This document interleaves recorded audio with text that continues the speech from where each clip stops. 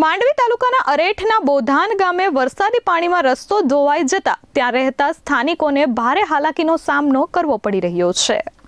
સુરત જિલ્લાના માંડવી તાલુકાના અરેઠના બોધાન ગામે વરસાદી પાણીમાં રસ્તો ધોવાયો છે।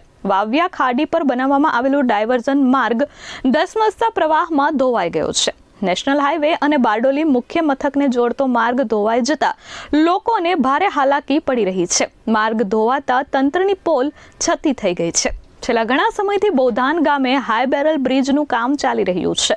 બ્રિજની કામગીરીને લઈ ડામરનો ડાયવર્ઝન બનાવવામાં આવ્યો હતો।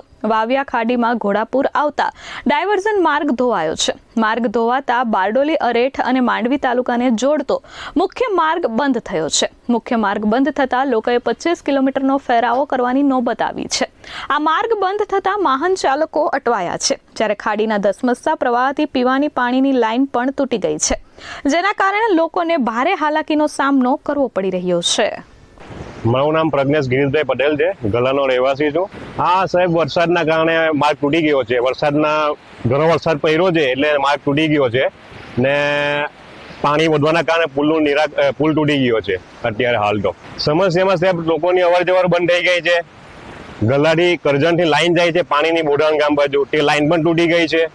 વિદ્યાર્થીઓ અટવાય છે, ધંધાદારીઓ અટવાય છે, નોકરી પર જવા વર્ગ અટવાય છે। સાહેબ ગામડાઓમાં ઘણા બધા આવે છે, ગલા, કરજણ, વીરપોર, બોધાનથી આ બાજુ કામરેજ આવવાવાળા ઘણા છે। તાલુકા એમ જોવા ગઈએ તો આપણે કામરેજ તાલુકો, બારડોલી તાલુકો, માંડવી તાલુકો એમ 3 તાલુકા લાગે છે ને કનેક્ટિંગ રોડ છે। આ નિર્મલ પટેલ, S24 ન્યૂઝ, માંડવી।